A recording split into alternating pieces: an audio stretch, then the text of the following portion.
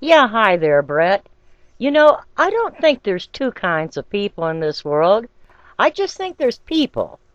And, sometimes I have to be a giver, and other times I have to be a taker. And being a successful person, I think, means knowing how to do both well. Right now, I'm a giver because I have things that my family needs and depends on me to give to them. But oh, come on. I'm 65 years old, and pretty soon I'm going to have to be a taker. And it is my hope that I'm a good giver. It is also my hope that in my turn I'll be a good taker. However, I do agree with you that there are some people who seem to never get the knack of being either a good giver or a good taker. And you gotta feel sorry for those people because if you don't learn to be both a good giver and a good taker in this world, you end up alone, and that's the truth of the matter. Nobody wants to be with you, not a spouse, not a child, nobody.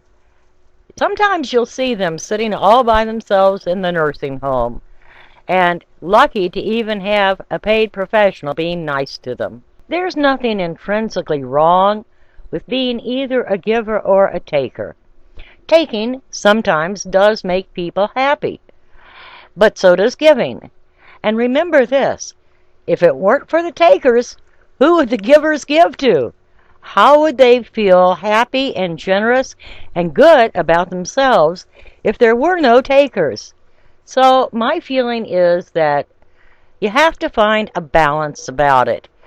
You have to be able to be a giver and a taker in your turn to be happy and to make yourself happy. And maybe I just see the world as a better place than you do. I don't think 80 or 90% of the world is filled with just takers. I really do think there is more balance than that. Yes, I'll agree that there are some people who just seem to be selfish and who feel entitled and who want to get more than their fair share. But I don't think that is general human nature. I think general human nature is to be both a giver and a taker in your turn, because that's what really does make us happiest. And most people discover that early on in life, and they apply it later in life, because after all, everybody does want to be happy. But if you've got excessively giving nature, you are going to run into more takers. And maybe that's the thing, Brett. Maybe you have an excessively giving nature, and you attract takers. I don't know. I can't say, because I honestly don't know you that well. All I can say is I'm very sorry that you have found so many takers in your life.